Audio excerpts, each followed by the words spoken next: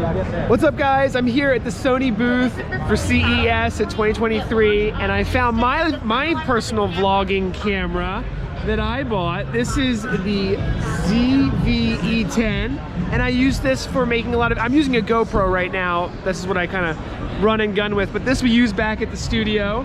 And Sony has a really interesting approach to vlogging cameras, so I got the rundown. I'll share it with you. This one has interchangeable lenses, and you know, it's a really great 4K camera with an awesome CMOS sensor. That's great video. It has a flip out so you can see, you know, what you're doing. Sony has 3 more new vlogging cameras, and the ZV1 series is actually just as popular as the ZV-E10. This ZV1 has a real optical lens here so you can zoom in. The ZV1F has an ultra wide 20mm lens with a f2.0 prime. So it gives you super close up shots that you can get and use for live streaming. Oh, this even has HDMI. So you can go directly into an encoder like a live view box. It looks like it also has USB-C as well. So really cool vlogging. This one is just so cool looking. It's only $4.99 for these ZV1s, and it just looks so light, widescreen. I like these little Sony things. Anyway, this one really made me excited. This is actually for a smartphone, so you can add a vlogging screen, kind of like you have on this camera, to your smartphone. And so it's an accessory to your smartphone. It's 4K HDR, can do up to 120 frames per second. And Sony is actually selling cell phones now. So this is an Android phone, and it's like $1,000, and you can use it with any carrier.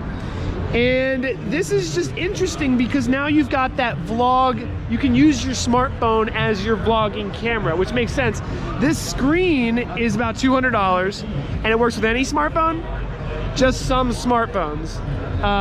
There's a list of them here. 3 of them. There's 3 that it'll work with currently, and then there's an app, I think, that it runs on. Oh, there's no app? Nope, it just connects to the phone and the Bluetooth too. It just connects to the phone and gets the video over Bluetooth. So kind of interesting. So it's $200, but you do have to buy the phone. These cameras are like $500, and then this one is like $700. This is the one that we use back at our studio. So here's the story. You can use this lens, the G Master lens, on your vlogging camera. I'm gonna have to get one of these, I like that. And as you start to get more advanced in your career, you can use that same lens in Hollywood when you're working with one of Sony's more advanced cameras like this, which is the Venice 2. This is the Venice 2. This is the camera. That is? This is a module system, so it's Rialto. So the lens and the sensor are right there, and the actual camera is here, and it's tethered together. Wow, so that's like the processing for the camera? And that is just the lens of it. And the sensor. So it's a 2-person job? No, this is just how we're setting it up to kind of display it, but it can be, so. How much does that cost? Like 100,000? I don't remember prices. I mean, that looks expensive, but it looks really, really nice. Jeez. So as you're learning, and then you can kind of take your career with Sony so many ways. So very interesting stuff at the Sony.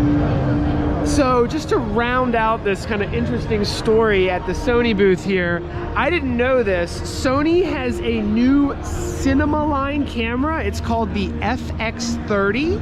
And it's a 20 megapixel camera that has a Super 35 format. And it obviously works with all the E-mount Sony lenses that are available. But it's interesting because you look at the vlogging cameras, which I'm interested in because of the price point and the accessibility. But this is actually like the entry-level cinema line camera that you would get like a Blackmagic cinema camera.